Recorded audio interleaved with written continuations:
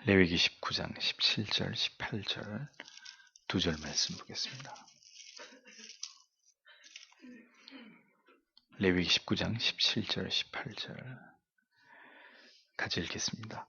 너는 내 형제를 마음으로 미워하지 말며 이웃을 인하여 죄를 당치 않도록 그를 반드시 책선하라. 원수를 갚지 말며 동포를 원망하지 말며 이웃 사랑하기를 내 몸과 같이 하라. 나는 여호와니라. 아멘. 기도하겠습니다. 주님, 금요일 밤에 우리가 다시 모여서 하나님의 말씀을 들으며 또 성령께서 우리를 이끄시는 대로 기도의 제목을 우리가 말씀 안에서 찾아서 또 이 밤에도 하나님 앞에 기도하기를 간절히 원합니다. 이 시간에도 주님 앞에 나온 우리의 마음이 사슴이 시냇물을 찾기에 갈급함처럼 주님 그러한 간절함과 갈급함으로 하나님의 말씀에 대한 갈망을 가지고 하나님 앞에 나온 우리의 심령이 되도록 하나님 도와주시고 언제나 다윗이 고백했듯이 하나님의 말씀이 송이 꿀보다 더 달물 하나님의 말씀을 들을 때 우리가 경험하고 그 말씀이 그렇게 내 영혼에 양약이 되는 것을 체험하는 우리의 믿음이 되게 하여 주옵소서. 신앙이 형식으로만 굳어지는 그런 일이 있지 않도록 부디 하나님 우리의 마음이 우리의 심령이 우리 영혼의 가장 깊은 곳이 언제나 하나님을 향한 경외함과 그 사랑에 달구어져 있는 그런 마음이 되게 하시고 늘 하나님 앞에 우리의 마음을 아낌없이 드리는 그런 진솔하고 정직한 우리의 신앙이 되도록 주님 도와주시옵소서. 오늘도 그렇게 그 마음으로 주님께 나온 모든 성도님들의 심령을 오늘도 성령의 은혜로 채워주시고 하나님의 말씀을 통해 귀한 깨달음을 얻고 또 하나님 앞에 간절히 기도할 때 우리의 영혼에 부어주시는 하나님의 은혜와 평강이 충만한 시간이 되도록 하나님 역사해 주시옵소서. 주의 긍휼과 자비를 구하오며 예수님 이름으로 기도합니다. 아멘. 그를 반드시 책선하라 이런 제목으로 레위기 말씀을 이어서 생각해 보겠습니다. 자, 이 레위기 19장에서 거룩한 백성으로서의 그 삶의 양식을 말씀하면서 그 범위가 이렇게 점점 넓어지고 있는 것을 볼 수 있습니다. 거듭난 성도로 이 세상을 살아가는 문제는 내 자신만 어떻게 하면 되는 문제가 아니라 내 자신의 삶만을 책임지면 그것으로 국한되는 문제가 아니라 우리를 생각해야 되고 그리고 좀 더 울타리를 넓혀서 결국 우리가 살아가고 있는 이 세상, 이 시대, 내가 속해 있는 민족을 품어야 되는 이런 어떤 의무와 책임까지도 성경은 구원받은 성도에게 있어서 확대시키고 있는 것을 성경이 말씀하고 있는 걸 보게 됩니다. 거룩한 삶을 지향해 나아가는 성도에게 성경은 여러 삶의 영역과 어떤 범위 속에서 직간접적인 우리의 책임과 사명과 의무를 말씀하고 있습니다. 심령이 거듭난 성도는 이렇게 모든 삶의 환경과 상황 속에서 이제 하나님의 은혜로 우리를 새롭게 하신 그 이유와 목적을 구현해 나가는 그런 삶으로 하나님이 우리를 부르셨다라는 것을 잊어서는 안 됩니다. 진리의 깨달음과 하나님의 크신 은혜는 자신과 개인 안에 고여있는 그래서 결코 자신만의 삶을 책임지는 것만을 절대로 합리화해 주지 않습니다. 그리스도의 사랑이 영혼 안으로 스며들면 스며들수록 그 사랑은 그 사랑의 범위를 더 넓히게 되어 있고 보다 이타적인 사고와 행동을 만들어 나아가는 어떤 원동력이 되게 되어 있다는 것이죠.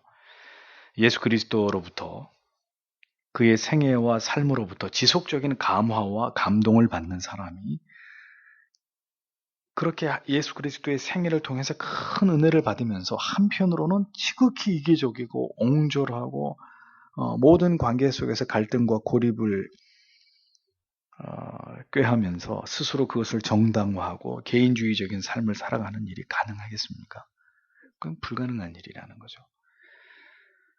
만약에 그것이 가능하다면 그것은 복음이 올바로 한 영혼 안에 아름답게 제대로 심겨워지지 않은 신앙의 기형의 모습입니다. 신앙의 한 면만 보면 대단히 아름답고 성숙하고 이렇게 깊이 있어 보이는 이런 부분이 있는데, 그 이면을 보면은 이와는 정반대로 전혀 성숙지 않은 아주 이 불신자와 악인을 방불하는 이런 삶의 어떤 극명한 모순이 드러나는 이런 것들은 모두 다 진리의 말씀이 우리의 전 인격과 우리의 삶의 모든 영역 속에, 심지어 우리 안에 보이지 않는 무의식의 세계까지 우리의 모든 어떤 죄와 부패함을 전방위적으로 공격해서 우리를 하나님의 말씀 앞에 완전히 복종시키지 못한 결과물들이라는 거예요. 그래서 신자는 하나님 앞에 가는 그 순간까지 영혼의 갈피갈피에 숨어있는 이런 죄성, 이런 지극히 이율배반적인 이런 신앙의 모순성들, 다 그걸 죄성이라고 얘기하지만, 이런 것들을 철저하게 발본색원하고 그런 것들을 날마다 하나님의 말씀을 통해 분쇄시키면서 그리스도를 닮아가려고 하는 이 노력이 평생에 걸쳐서 진행되어야 된다는 겁니다.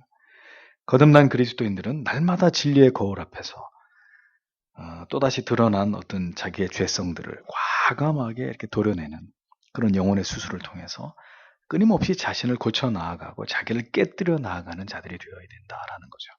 그리고 그것을 가능케 하는 것은 우리의 자아의 노력이 아니라 하나님의 은혜가 날마다 우리의 영혼 가운데 부어질 때, 또 성도는 그 신령한 은혜를 사모하면서 그 말씀 앞에서 날마다 자기의 성화의 수레바퀴를 힘차게 굴려갈 때, 그러한 삶이 비로소 가능하다는 것입니다. 성화는 공동성을 가집니다. 전에도 말씀드린 대로 여러분들이 사도신경을 통해서 고백하시는 내용 중에 보면 거룩한 공회와 거룩한 공교회와 성도가 서로 교통하는 것과 이 고백이 삽입되어 있죠. 거룩한 공교회 안에서 성도가 서로의 영적으로의 교통을, 사랑을, 나눔을 우리는 고백합니다. 그런 얘기예요. 나 혼자 이렇게 잘 믿는 그런 의미 없고, 한 공교회, 그리스도의 몸을 이루고 있는 교회 안에서 우리는 성도와 성도 간에 이런 아름다운 진리 안에서의 교통과 교제를 나누고 사랑을 나누면서 서로를 붙들어주면서 이렇게 우리는 함께 영적으로 세워져 가기를 원합니다. 이것이 바람직한 신앙이라고 우리는 믿습니다. 이 고백이거든요. 그러니 나만의 신앙이라는 건 없는 거예요. 나만 올바른 길로 가는, 나는 나 하나만 책임지면 된다. 그것은 올바른 신앙이 아니라는 거죠. 우리가 함께 한 교회를 이루어서 그 믿음의 공동체 전체가 바른 믿음을 지향해 나아가는, 그것이 올바른 믿음이라는 것을 우리는 믿습니다. 성도는 그런 고백을 가진 사람들이란 말입니다. 그럼에 있어서 우리의 신앙이 이제 성숙해져 감에 따라서 반드시 고려되고 배려되어야 될 중요한 지침이 있습니다. 그것은 바로 우리가 어떻게 다른 믿음의 지체들과 어떻게 관계를 맺어 나아가야 되느냐 하는 이 점이에요. 이웃에 대한 배려와 섬김, 또 그리스도의 사랑이 어떻게 발현되고 나타나야 하는지에 대한 이런 매우 실제적이고 실생활적인 지침들이 지금 우리가 보고 있는 레위기의 말씀 속에서 다 다루어지고 있는 것을 이 19장에서 우리가 보게 되는 것입니다. 그래서 몸이 불편한 지체들에 대해서는 어떻게, 무엇을 배려해야 되고, 재판을 행할 때는 결코 어떤 편견이나 편협함이 없이 공명정대하게 재판이 이루어져야 된다는 것, 또 결코 이웃에게 해를 끼치는 이러한 삶은 여호와를 경외하는 성도의 삶일 수 없다, 이런 것들을 성경이 강조하면서 우리에게 교훈하고 있는 것이죠.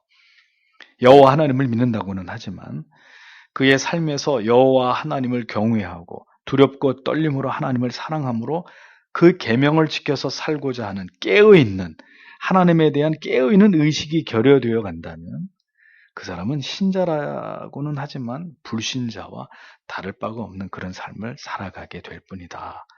성경은 우리에게 이것을 계속 강조합니다. 그리스도 안에서 날마다 새로운 피조물로 살아가기 위해서 우리가 하나님의 은혜를 구하고 우리 자신의 영혼에 어떤 그 틈새들을 잘 살피지 않으면 언제 우리가 가지고 있는 죄성들이 어느 순간에 드러나서 이웃과 지체들에게 영혼의 생채기를 입히게 되는 이런 상처를 줄지 우리는 알 수 없는 것이 죄인된 우리의 모습이라는 겁니다. 그래서 언제나 하나님의 말씀 앞에서 겸손히 내 자신을 돌아보아서 주의 은혜가 임하고, 그래서 우리의 죄와 허물을 깨닫게 되는 그런 일에 민감한 삶을 살아가기 위해서 힘쓰는 사람들, 그 사람들이 구별된 하나님의 백성들이다라는 이야기입니다. 개혁주의는 분리주의가 아닙니다. 모두를 비판하고 나와 다르다는 이유만으로 다 적으로 만들어버리고 스스로 고립을 자초하는 그런 것은 올바르고 정의로운 그리스도의 사랑을 실현해내는 그런 신앙의 모습과는 거리가 먼 것입니다. 그것은 오만이고 독선이고 교만입니다. 말과 글을 통해서 사람을 온전히 다 알 수 없어요. 직접 가까이에서 그를 겪어봐야 됩니다. 그래야 그 사람을 온전히 알 수 있습니다. 우리가 더욱 신실하게 그리스도의 사랑을 실천하기 위해서 노력하지 않는다면 우리가 언제나 걸려들게 되는 어떤 문제가 있는데, 오늘 성경은 그것을 뭐라고 얘기하느냐? 미움이라는 죄악이라고 얘기합니다. 17절을 보면 너는 내 형제를 너의 마음속으로 미워하지 말라. 너는 반드시 내 이웃을 견책해야 할 것이다. 그리고 너는 그에게 죄를 지우지 말아야 할 것이다. 이렇게 기록이 되어 있습니다. 자, 잘 보십시오. 마음속으로 형제를 미워하지 말라고 했습니다. 그러니까 겉으로는 결코 미움의 감정을 이게 드러내지 않고 전혀 이렇게 적대시하지 않지만 이미 마음으로는 너는 내 벗이 아니야. 이미 마음으로 그를 내쫓아 버렸고 그를 미워하고 있다면 그것은 형제를 미워하고 있는 것이죠. 그래서 성경은 얘기합니다. 마음으로 미워하지 말아라. 겉으로는 전혀 안 미워하는 것 같더라도 마음으로 미워하고 있다면 이 말씀에 걸리게 되는 것이겠죠. 미움의 감정은 우리의 마음에서 비롯됩니다. 우리의 마음에서 일어나는 거절입니다. 그 존재 자체를 거부하는 것이죠. 왜 미움이 생겨날까요? 그 미움의 뿌리는 바로 자기 사랑입니다. 나하고 다르다는 것, 나하고 생각이 다르고 판단이 다르고 뜻이 다르고 그것이 나에게 불편함이 되고 나에게 해를 끼친다고 여겨질 때 그 대상에 대해서 우리가 그를 거절하려고 하는, 그의 존재 자체를 부정하려고 하는 이런 거절감, 분노가 바로 미움이죠. 미워하는 사람이 점점 많아지고 미움의 감정이 언제나 불길처럼 일어나고 언제나 모든 관계가 이로 인해서 끊어지는 사람은 뭐가 강하다는 걸까요? 자기애가 강하다는 얘기죠. 유달리 막 남이 미워지고 점점 더 많아져, 미워지는 사람이. 그리고 막 분이 나가지고 어휴, 저걸 죽여 살려 이렇게 분노를 잘 억제하지 못하는, 지금 내가 자꾸 그렇게 돼 가고 있다. 이거는 내 자신에 대한 사랑이 점점 강해지고 있다는 증명인 것이죠. 그 자기애는 뭐예요? 죄라는 거죠, 죄. 우리가 누군가를 미워할 수 있는 자격이 있습니까? 나에게 괴로움을 주는 사람을 용납하지 못하고 용인하지 않겠다는 이런 감정의 반응이 바로 미움인데, 그만큼 누구보다도 내 자신을 사랑한다는 그게 방증이란 말이에요. 근데 성경은 내 형제를 마음으로 미워하지 말라고 했습니다. 자, 잘 보세요. 우리가 지금 미워하는 그 사람은 다른 사람이 아니에요. 누구예요? 형제예요, 형제. 내 가족이고 나아가서 한 지체고 한 믿음의 동역자이고, 그런데도 불구하고 마음에서 감정이 발동하고 그로 인해서 기어이 깨어짐이 생기는 거예요. 갈등이 일어나고 결국은 단절이 일어나는 일까지 일어나고야 말게 되는 이런 문제들이 벌어집니다. 믿는 형제라고 하면서도 이건 분명히 죄고 돌이켜 회개해야 될 문제이죠. 어떻게 성도와 성도가 등을 돌리고 관계를 끊어버리는 이런 행동을 할 수 있습니까? 그거는 세상을 향해서 하나님은 죽었어, 예수는 없어, 우리에게는 예수의 사랑이라는 것은 존재하지 않소, 그걸 공개적으로 나타내는 거잖아요. 물론 우리가 연약한 인간이기 때문에 감정에 일순간 휘둘리게 되면은 격돌하게 되고요, 다툼이 일어나게 되고 마음이 상하게 되고 상처를 주고받는 그런 말을 할 수도 있습니다. 죄인이기 때문에. 그러나 신자라면 시간이 흐르고 하나님의 말씀 앞에 비춰진 자기의 양심을 보면서 이거는 아니지. 이거는 아니지. 하고 잘못을 뉘우치고 관계를 복원해야죠. 예? 그 사람이 신자라고 말할 수 있는 자격이 있는 거죠. 그런 돌이킴이 있어야 자기가 이건 아니지. 이건 하나님의 마음을 아프시게 하는 것이지. 이건 하나님의 뜻을 이루는 것이 아니지. 돌이킴이 있어야죠. 회개에 합당한 열매가 있어야 그 사람이 그리스도의 사람인 것이죠. 깨어지면 깨어진 대로, 단절되면 단절된 채로, 네 자존심 세워? 나도 자존심 있어. 너는 너대로, 나는 나대로. 그 불편함이 없이 살아가는 사람은 단언하건대 그리스도가 그 마음에 없는 사람이라는 얘기예요. 예, 제 말이 틀렸나요? 그리스도가 그 안에 계시고 성령이 그 안에 계시는데 어떻게 그 지경에 그런 관계를 미워하고 반목하고 단절하면서, 그러고도 아무렇지도 않게 전혀 양심의 거리낌이 없이, 그리고 어떻게 찬송을 부르고 기도를 하고 하나님의 사랑이 우리 안에, 어떻게 그런 얘기를 하냐 말이에요. 그 화인 맞은 양심이라 가능한 거지. 성령이 우리 안에 계시다면 얼마나 슬퍼하고 탄식하시겠습니까? 그런데 그 성령의 마음을 느끼지 못하는 사람이라면 그 사람이 어떻게 성령의 사람이라고 할 수 있겠느냐. 죄는 저지를 수 있어요. 그러나 성도는 회개해야 돼요. 돌이켜야 돼요. 다시 화목해져야 돼요. 그 사람들이 하나님의 사람들인 거죠. 미워하지 말아야 한다라는 강박과 율법이 우리를 미워하지 않게 만드는 것이 아닙니다. 주의 은혜가 임하고 그 은혜 앞에서 이 죄인의 옹졸함이 드러나고 이의 부끄러움과 수치를 느끼게 돼야 죄를 회개하고 돌이키는 역사가 일어나겠죠. 형제를 미워한 것이 얼마나 하나님의 마음을 아프게 한 것인지, 이에 대한 어떤 마음 깊숙한 곳에서부터 어떤 깨달음과 울림이 일어나야 돌이켜 회개하고 그 미움의 마음을 지워버릴 수 있는 거 아닙니까? 그 모든 것이 신자가 하나님의 은혜 안에 있을 때, 하나님의 말씀 안에 있을 때 가능한 이야기라는 겁니다. 우리의 노력으로 미워해서는 안 된다는 이 당위만으로 미움이 사라지느냐? 절대로 안 사라집니다. 미움보다 더 큰 사랑을 알아야 되는 것이고, 그 분노보다 더 큰 은혜를 하나님께서 부어주실 때 이 미움의 문제가 해소될 수 있는 것이죠. 그걸 아무리 붙들고 미워하지 말아야지 아무리 노력해 보세요. 그게 되는가? 사람의 힘으로.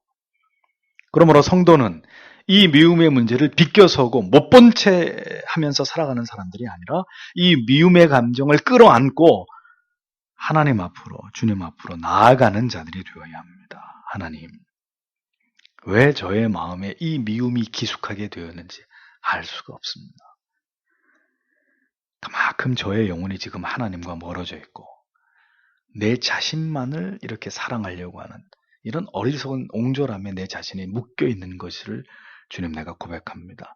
입술은 내가 주님과 가까웠지만 마음은 주님께로부터 멀어져서 주의 은혜와 사랑으로부터 멀어진 것이 이 모든 것의 화근이라는 것을 저는 고백합니다. 주의 긍휼과 자비를 이 죄인에게 베풀어 주십시오. 그렇게 무릎으로 나아가야 되는 거죠. 하나님 앞에. 하나님, 이건 아닙니다. 이 모습은 아닙니다. 그럼 필요하다는 거죠. 형제를 미워할 정도까지 될 때까지 내 영혼이 방치되어 있었다는 거잖아요. 그렇게 막 죽일 듯이 미워할 할 때까지 그런 말이 막 말로 튀어나오고 그런 얼굴이 막 붉혀지는 이런 지경이 이를 때까지 내 영혼이 그냥 고스란히 방치되어 있었다는 거니까 그걸 속히 깨달아야 되는 거죠. 그리고 하나님 불쌍히 여겨달라고 돌이켜야 되는 것입니다. 자, 미워하지 말아야 할 것과 또 성경은 이제 그의 죄와 허물에 대해서 보다 적극적으로 개입해야 될 것을 말씀하고 있습니다. 그래서 이웃을 인하여 죄를 당치 않도록 이란 말은 이웃이 죄를 범하지 않도록 미연에 예방하고 방지하라는 얘기죠. 이웃이 죄를 지속적으로 범하지 않기 위해서 어떤 조치를 취하라고 성경은 이어서 말씀하고 있는데 그게 뭐예요? 그를 반드시 책선하라, 책망하라 그런 말입니다. 그런데 여러 번역을 참고해 보면 이 책선하라라는 말에 대한 여러 번역을 보면 너는 논쟁하라, 너는 솔직하게 책망해라, 너는 그것을 바로잡아라, 너는 그것을 교정해라, 뭐 이런 여러 가지 의미들로 번역이 되어 있는 것을 보게 됩니다. 이 뜻이 다 담겨져 있다는 거죠. 그러니까 죄를 범하고 있는 그를 어떻게 하라는 거예요? 교정해 주라는 거예요. 교정. 뼈가 이렇게 어긋났을 때 다시 제자리에 갖다 끼워 맞추면서 교정을 하듯이 바로 잡아주라는 것입니다. 그런데 또 이 뜻만 있는 게 아니라 이 일을 감행할 때는 뭐가 불가피하다는 거예요? 논쟁이 불가피해. 논쟁을 불사하고 또 솔직하게 그 문제를 다루어야 된다라는 것을 성경이 말씀하고 있어요. 말을 빙 이렇게 돌리지 말고 직설적으로 솔직하게 분명하게 그리고 논쟁을 각오하고 그를 교정해줘라. 바로 잡아줘라. 책망해라. 정신 차리도록 그 얘기입니다. 자, 이거 쉬운 일인가요? 쉬운 일이 아닙니다. 제가 해봐서 알아요. 이거 가볍게 할 수 있는 일이 아닙니다. 마음이 상하는 일이고요. 정말 힘겨운 과정이 될 수 있는 일입니다. 본전도 못 뽑는 일입니다. 돌아오는 건 욕밖에 없고 원망밖에 없습니다. 그러니 어떻게 하겠어요? 피하려고 하는 거죠. 피하고 싶은 거예요. 그렇게 하고 싶지 않은 거예요. 사실 죄를 짓든 뭘 하든 자업자득이다. 네가 당해라. 나는 뭐 더 이상 얘기하고 싶지 않다.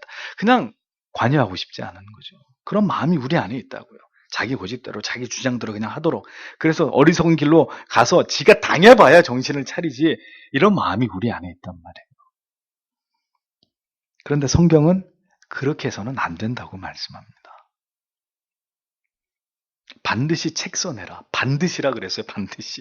반드시 책망해라. 교정해라. 논쟁해라. 솔직하게 얘기해줘라. 그냥 넘어가지 말아라. 그 얘기예요. 자, 언제나 이러한 어려운 일들을 성도는 피하는 사람이 돼서는 안 된다는 거죠. 참, 나 하나 잘 믿기도 어려운데, 다른 사람까지 이제 이런 문제를 가지고 얘기를 해줘야 돼. 책선을 해야 될 의무가 우리에게 있다는 거예요. 하나님께 기도하고, 그의 영혼을 위해서 진실되게, 진솔하게, 그를 위하는 마음으로 진심을 담아서 그 사람을 바로 잡아줘라. 어떻게 하지 못하도록, 하나님 앞에 죄를 범하지 못하도록. 우리가 마땅한 성도라면 그렇게 해야 된다는 것입니다. 뜻을 접고 잘못과 죄를 시인하고 교정이 되도록 돌이키도록 그렇게 만들어주라는 겁니다. 다가가서 하기 어려운 책망을 해야 되고요. 또 책망을 잘 들으면 다행이죠. 그럼 이제 논쟁이 벌어지는 거예요. 왜? 당신이 내가 뭘 잘못했는데 이러면 또 뭘 잘못했는지 조목조목 또 그걸 얘기해 줘야 되는 거예요. 그러면 성도라면 말이죠. 성도가 성도에게 지금 그렇게 하고 있다면 시간은 지날수록 어떻게 돼야 돼요? 책망을 하는 사람이나 책망을 듣는 사람이나 점점점 하나님이 원하는 쪽으로 가야 돼요. 하기 어려운 말이지만 다가가서 계속 책망해야 되고 책망을 듣는 사람은 처음에는 사람의 말로 듣고 사람의 생각으로 반응하다가 시간이 지날수록 자기의 죄와 허물을 인정하고 설득 당해야 되는 거예요. 교정 당해야 되는 거예요. 책망 달게 받아야 되는 거예요. 그 사람들이 성도예요. 성도. 내 눈에 흙이 들어가기 전까지는 절대로 나는 돌이킬 수 없다. 내가 뭘 잘못했느냐? 나는 절대로 내 마음을 꺾지 않을 거다. 자랑이다. 그렇게 말하는 사람이 어떻게 신자라고 할 수 있냔 말이죠. 나는 이렇게 생겨 먹었거든 원래가. 나는 절대로 이 부러질지언정 휘어지는 사람이 아니야. 그게 자랑이라고 하는 얘기냔 말이에요. 하나님 앞에서. 그런 얘기 할 때가 따로 있죠. 세상에 나가서요. 그 가오를 잡으세요. 그렇게. 나는 이런 사람이야. 뭐 이렇게 폼을 잡든지. 그러나 하나님 앞에서는 그건 정말 바보 같은 말이죠.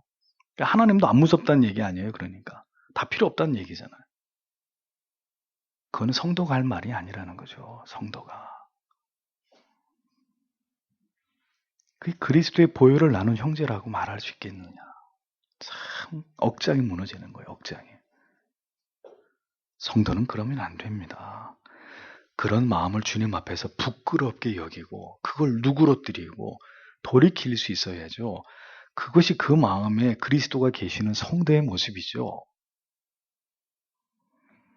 이웃에 대해서 미움과 증오를 품지 말고 이웃의 형제의 지체의 과오를 그의 죄와 중대한 오류를 보았을 때 그가 계속 그 죄에 깊이 빠져들지 않도록 적극적으로 조치를 취해가지고 그를 죄를 짓지 못하게 하라. 뭐 충돌이 일어나든 뭐 어떻게 되든 그렇게 하라는 거예요. 형제와 이웃의 죄에 대해서 성도는 반드시 관여하고 그 책임을 함께하는 사람들이 되라는 것입니다. 그 문제까지 성도는 개입하고 자기의 삶을 그 문제를 해결하는데 그렇게 사용해야 된다는 것입니다. 이어지는 18절을 보면 너는 복수하지 말라. 그리고 너는 내 백성의 자손들에게 분노를 계속 품지 말라. 그리고 너는 너의 이웃을 제 자신과 같이 사랑해야 할 것이다. 나는 여호와니라. 이렇게 되어 있습니다. 자, 이웃이 죄를 범하지 않도록 책망하고 교정하고 그를 바로 세워주라 그랬습니다. 그리고 누군가가 내게 직접적인 악을 행했을 때 성도는 어떻게 해야 되느냐? 어떻게 하라고요? 복수하지 말라는 거예요. 원수를 갚아주마. 내가 보복하마. 내가 복수해. 내가 배로 갚아줄게. 원수 갚는 것. 복수는 분노와 미움의 그 끝에서 극단에서 이루어지는 결행이죠. 네. 반드시 되갚아주겠다고 하는 분노입니다. 성도는 원수를 갚아야 할 만큼 내 손에 피를 묻혀야 될 만큼 이렇게 강팍한 사람이 돼서는 안 됩니다. 그 문제에 내가 나서가지고 내 손에 피를 묻히면서 끝장을 보자. 내가 반드시 원수를 갚고야 말리라. 이것은 그리스도의 사랑이 우리 안에 없다는 것을 보여주는 증거라는 것입니다. 그럼 어떻게 억울해도 참아야 됩니까? 물론 참아야 되죠. 왜? 원수 갚는 일은 누구의 손에 달려 있으니까요? 하나님의 손에 달려 있으니까요. 원수는 내가 갚는 게 아닙니다.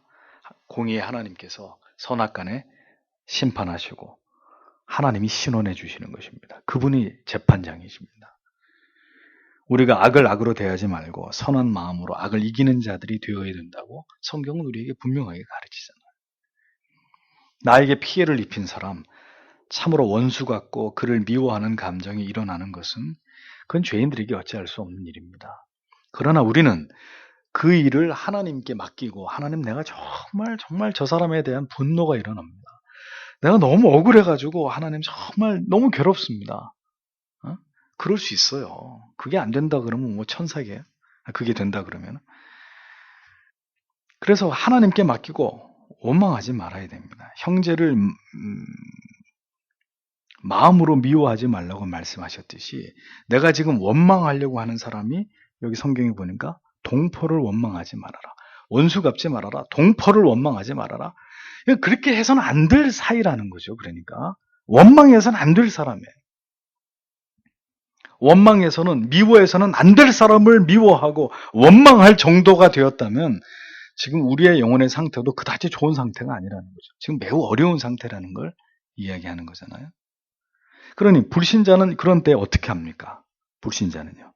그냥 미워합니다. 그렇잖아요. 그냥 그 미움을 분노를 드러내버립니다. 그냥 원망합니다. 다 너 때문이야. 너 때문에 이렇게 된 거야. 내 인생 네가 다 말아먹은 거야. 그대로 그냥 다 드러내버립니다. 상처를 주든 말든 뭐 받든 그냥 그 감정 다 폭발해버리잖아요. 그러나 성도는 이 모든 상황을 하나님께 고하는 것입니다. 하나님께 맡기는 것이죠. 하나님, 나의 억울함, 나의 이 미움과 원망의 감정을 하나님께 맡깁니다. 이 모두가 내가 품어서는 안 될 마음인 것을 하나님 앞에 고백하면서 하나님 앞에 범죄하지 않으려고 하는, 그래서 하나님의 어떤 돌아보심을 간구하는 그런 마음을 품어야 하는 것이죠. 자, 이 이웃 사랑에 대한 중요한 말씀은 이미 예수님께서 하신 말씀이 레위기에서부터 나와요. 내 이웃을 내 몸과 같이 사랑해라. 이웃을 내 몸과 동일시하라는 말씀이죠. 이웃을 내 몸과, 이웃의 가치를 내 몸과 동일시해라. 내 몸을 위하고 내 몸에게 하듯이 그렇게 이웃을 사랑하라. 이렇게 하나님 말씀하십니다. 왜 그렇게까지 말씀하실까요? 그 사랑을 통해서, 그 차원이 다른 사랑을 통해서 우리가 하나님의 자녀인 것을, 우리가 하나님의 아들을 통해서 어떤 은혜를 입었고 그 은혜는 얼마나 놀라운 사랑을 가능하게 할 수 있는지를 성도의 삶에서 이웃을 너의 몸처럼 사랑하는 이 탁월한 어떤 사랑을 통해서 그걸 증명함으로 하나님의 이름에 합당한 영광을 돌리는 것이 하나님의 섭니다 이겁니다. 또한 그 사랑을 가능케 하는 것은 인간의 타락한 우리 속에 있는 사랑이 아니라 하나님이 주시는 사랑, 하나님이 주시는 놀라운 은혜, 하나님의 도우심을 통해서 우리의 마음을 그렇게 할 수 있도록 어루만지시는 하나님의 은총을 통해서만 가능한 것임을 성도가 깨달아서 철저하게 하나님을 의존해서 이웃을 내 몸처럼 사랑하라고 하신 이 계명을 달성하라는 거예요. 그러니까 두 가지 차원에서 이 어려운 미션을 우리에게 주신 것입니다. 하나는 그런 사랑으로 우리가 하나님의 사랑을 받은 하나님의 백성이라는 것을 드러내서 하나님께 영광을 돌리는 것과, 이 사랑은 인간의 죄악에 물든 인간의 사랑으로는 절대로 사랑할 수 없고, 그러니 하나님께 그 사랑을 실현할 수 있는 하나님의 도우심과 하나님의 능력을 구해서 하나님의 은혜를 통해서 이웃을 내 몸처럼 사랑할 수 있는 단계까지 우리의 믿음이 나아가야 된다는 것을 말씀하고 있는 거죠. 그러니까 이것들은 죄인들에게 절대로 가볍지 않은 주제이고 쉽게 감당할 수 없는 과제라는 것을 알 수 있습니다.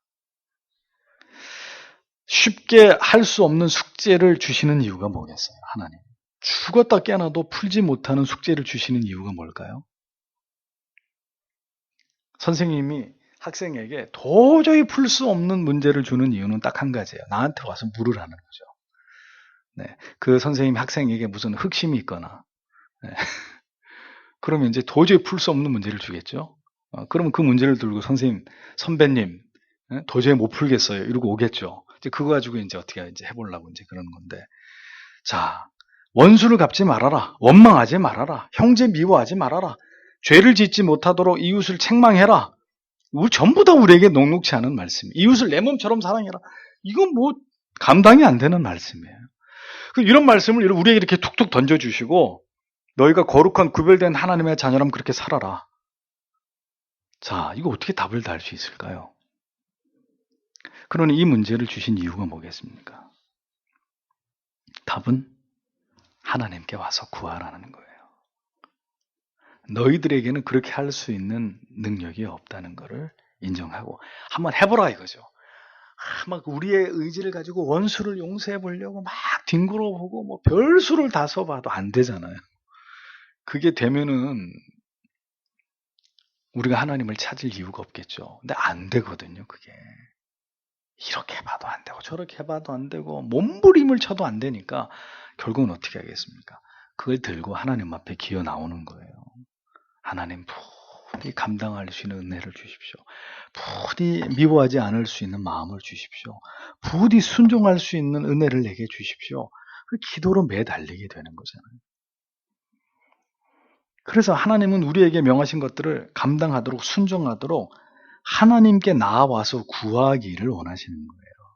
그래서 하나님이 주시는 은혜로, 하나님이 주시는 능력으로 이런 모든 이 사랑에 관련된 부분들을 감당하도록 하신 것입니다. 따라서 기도하지 않으면 이 계명들은, 이 우리에게 말씀하시는 덕목들은 우리가 감당할 수 없다는 것을 아셔야 됩니다. 절대로 하나님께 기도하지 않고는 여기서 얘기한 이웃에 대해서 우리가 행해야 될 의무, 우리의 믿음의 지체들에 대해서 우리가 책임져야 될 사명, 감당 못한다는 거예요. 할 수 없는 거예요, 우리는. 그러니 이것도 하나님이 우리를 훈련시키시는 방편인 거죠. 내게 와서 꿇어라. 나에게 구해라. 그러면 내가 너에게 준 그 계명을, 그 숙제를 모두 다 풀어갈 수 있도록 내가 너의 마음을, 내게 그렇게 할 수 있는 사랑을, 긍휼을, 자비를, 부드러운 마음을 너에게 줄 것이다. 그것이죠. 하나님이 그것을 우리에게 바라시는 것이라는 겁니다. 그러니 하나님 말씀하시는 모든 것을, 이걸 우리가 깨닫지 못하면 우리가 어떻게든 감당해 보려고 노력하게 됩니다. 자, 그러면서 어떻게 돼요? 우리만 만신창이가 돼요. 왜? 안 되니까 계속 내 자신을 정죄하고, 나는 왜 용서가 안 되지? 나는 왜 이 미움이, 이 복수심이 사라지지 않는 것이지? 얼마나 괴롭겠어요. 그 사람만 보면 막 그 분노가 다시 치밀어 오르는데, 성경은 용서하라 그러는데 나는 안 되고, 어떻게 그걸 감당하겠습니까? 그러니 하나님은 말씀하시는 거예요. 그리스도의 십자가 앞으로 나아가서 너를 위해 내 아들이 지불한 그 사랑을, 그 은혜를 확인하고, 그리고 너는 할 수 없지만 그것을 가능하게 하는 나에게 능력을 구해서 이 사명들을 감당해내는 나의 자녀들이 되라 이거죠. 그리고 그것을 통해서 나의 이름에 합당한 영광을 돌리는 그런 구별된 나의 백성들, 나의 자녀들의 삶을 살아가라 라고 하나님은 우리에게 말씀하시는 거라는 겁니다. 성경의 모든 말씀이 그렇습니다. 하나님을 의지하지 않고는 절대로 답을 달 수 없고, 십자가 아래로 피하지 않고는 이 죄책을 감당할 길이 없습니다. 이 진리를 정확하게 이해하고 이 길을 바르게 찾아가셔야 이 모든 답을 채울 수 있습니다. 하나님 우리에게 주신 이 모든 숙제들을 완벽하게 다 풀어낼 수 있습니다. 오늘도 하나님께서는 이렇게 말씀하시고, 자, 이제 누가 이러한 것들을 이루기 위해서 내게 간구하나 보자 하고 하나님이 귀를 기울이시고 이렇게 살아가기를 간절히 하나님 앞에 구하는, 그렇게 살 수 있는 은혜를 찾는 하나님의 백성들을 하나님은 찾고 계시는 것입니다. 오늘도 이 말씀을 붙드시고, 너는 내 형제를 미움으로 미워하지 말며 이웃을 인하여 죄를 당치 않도록 그를 반드시 책선하라.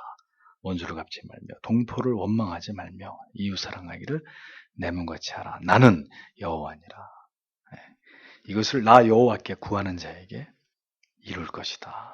하나님이 주시는 약속의 말씀을 오늘도 여러분 마음에 부여잡으시고, 주님 그렇게 살도록 주여 나를 긍휼히 여겨주시고 내 마음을 만져주시고 주님 그렇게 살아갈 힘을 주시옵소서라고 기도하시는 여러분들이 되시길 바랍니다. 특별히 주일 예배를 위해서 기도해 주시고, 우리 설립 2주년이 됐죠.